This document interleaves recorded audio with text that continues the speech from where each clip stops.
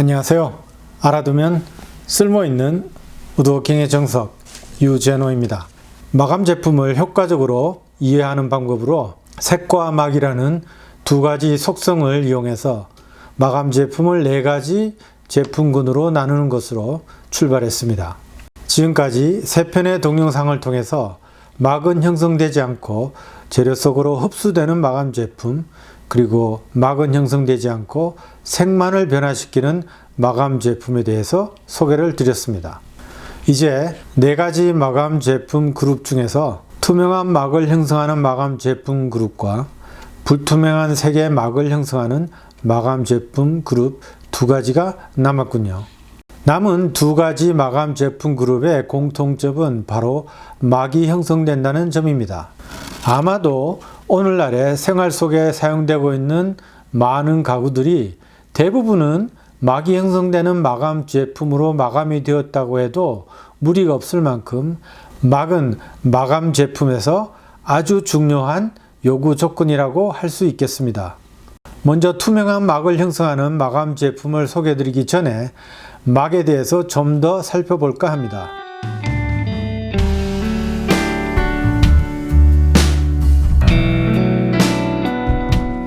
마감 제품에 대한 소개를 시작할 때 막이라 함은 재료 표면에 일정한 두께로 딱딱하게 굳어지는 것을 의미한다고 말씀드렸죠. 그리고 영어권에서는 필름이나 코팅과 같은 이러한 용어로 표현이 된다고 말씀드렸습니다. 이러한 막을 형성하는 가장 중요한 성분은 수지, 즉 영어권에서는 레진이라 하는 성분입니다. 소나무의 송진이 그 중에 한 가지인데 오늘날에는 합성 화합물로도 그 수지가 만들어지고 있습니다. 오늘날 막이 형성되는 마감 제품에 사용되는 몇 가지 수지를 살펴보면 폴리우레탄, 알키드, 아크릴릭, 멜라민 등등 이름만 들어도 어렵게만 느껴지는 것들입니다. 연구개발을 통해서 수지가 새로 개발이 되고 그 수지를 이용해서 새로운 막을 형성하는 마감 제품이 개발됨으로써 막을 형성하는 마감 제품의 종류는 정말 다양합니다. 하지만 막을 형성하는 원리에 따라서 접근해 보면 상당히 쉽게 막을 형성하는 제품에 대해서 이해할 수 있습니다. 이러한 접근 방법은 밥 플렉스라는 미국의 우드워커가 쓴 Understanding Wood Finishing과 Flexner on Finishing 두 권의 책을 참고했음을 알려드립니다. 자, 그럼 막이 형성되는 세 가지 원리에 대해서 알아보죠.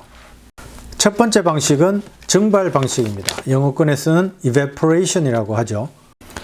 액체 상태의 마감 제품이 재료의 표면에 적용이 되었을 때 솔벤트가 공기 중으로 증발하게 되고 나머지 즉 수지가 남게 되면서 서로 엉켜서 굳어지면서 막을 형성하는 매우 간단한 이치라고 할 수 있죠. 주목해야 할 점은 굳어진 막이 솔벤트와 다시 접촉을 하게 되면 흐물흐물 녹게 된다는 점입니다.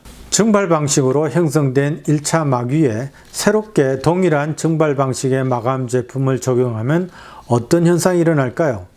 새롭게 적용된 증발 방식의 마감 제품은 이미 형성된 1차 막에 접촉하는 순간 솔벤트로 인해서 1차 막은 흐물흐물 녹게 됩니다. 그리고는 흐물흐물해진 것과 새롭게 적용된 마감 제품이 서로 섞이겠죠. 이후엔 솔벤트가 증발하게 되고 그리고 서서히 막이 형성됩니다. 다시 말하자면 두께가 더 두꺼워진 새로운 한 개의 막이 형성되는 형태입니다. 이런 현상을 잘 생각해 보면 증발 방식의 마감 제품으로 마감 작업이 이루어진 경우에 설령 그 막에 문제가 발생하더라도 그 문제 해결하기가 상당히 수월하다고 볼 수 있죠. 즉 문제가 있는 그 부분을 제거한 뒤에 다시 동일한 증발 방식의 마감 제품을 적용하더라도 큰 어려움 없이 해결할 수 있다는 점입니다. 막이 얼마나 강하고 질기냐의 정도로 따지다 본다면 증발 방식으로 형성된 막이 가장 취약하다고 할 수 있겠습니다. 이런 방식으로 막이 형성되는 마감 제품은 레커와 쉘락입니다. 두 번째는 리액티브 방식 또는 크로스링크 방식이라고도 합니다. 가장 중요한 키포인트는 화학 반응이 일어나서 막이 형성된다는 점입니다. 화학 반응으로 인해서 형성되는 막은 질기고 강력합니다. 화학 반응이 일어나는 원인은 두 가지로 볼 수 있는데, 한 가지는 산소와 접촉하면서 일어나는 경우고, 두 번째는 서로 다른 물질이 접촉하면서 일어나는 경우입니다. 이때 특별히 화학 반응이 일어나도록 만드는 물질을 촉매제, 영어로는 catalyst라는 표현을 사용합니다. 그런데 리액티브 방식으로 형성된 막 위에 또다시 리액티브 방식의 마감 제품을 적용하게 되면 어떤 결과가 일어날까요? 증발 방식의 마감 제품과는 달리 리액티브 방식으로 형성된 막 위에 동일한 리액티브 방식의 마감 제품을 적용하더라도 새롭게 적용된 마감 제품이 1차 막에 접촉하더라도 1차 막은 전혀 변화가 없습니다. 즉 1차 막 위에 새롭게 2차 막이 형성되는 원리입니다. 리액티브 방식으로 형성된 막은 화학 반응으로 인해서 전혀 새로운 성질로 바뀌기 때문에 강력하고 질깁니다. 리액티브 방식으로 막이 형성되는 마감 제품은 바니쉬와 투파트 피니쉬라는 제품입니다. 투파트 피니쉬는 두 가지 물질을 혼합해서 사용되는 마감 제품을 의미합니다. 예를 들면 에폭시, 카탈라이즈 레커, 컨버전 바니쉬와 같은 것들입니다. 세 번째 방식은 콜레싱 방식입니다. 이 방식은 증발 방식과 리액티브 방식이 함께 사용되는 방식입니다. 모든 수성 제품, 즉 워터 베이스 제품이 해당되겠습니다.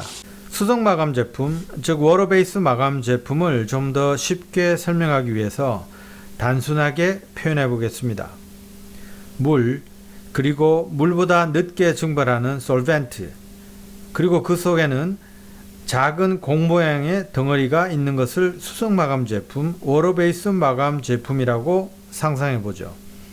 그런데 작은 공 모양의 덩어리는 그 내부가 아주 작은 알갱이들이 리액티브 방식으로 화학 반응이 일어나서 단단하게 결합된 형태입니다. 수성 마감 제품을 재료의 표면에 적용하면 가장 먼저 물이 증발하겠죠.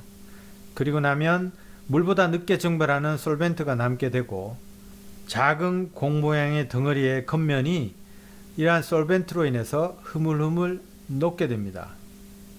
물론 작은 공 모양의 덩어리를 구성하고 있는 작은 알갱이들은 화학 반응으로 단단하게 결합되어 있어서 그 작은 알갱이들의 결합은 쉽게 떨어지지 않습니다. 결국 그 솔벤트가 증발하게 되면 이러는 과정에서 겉면이 흐물흐물해진 작은 공 모양의 덩어리는 서로서로 엉켜서 달라붙게 됩니다. 바로 이것이 막으로 형성되는 과정입니다. 그런데 수성 마감 제품에서 우리가 주목해야 될 점은 이 물이라는 존재입니다.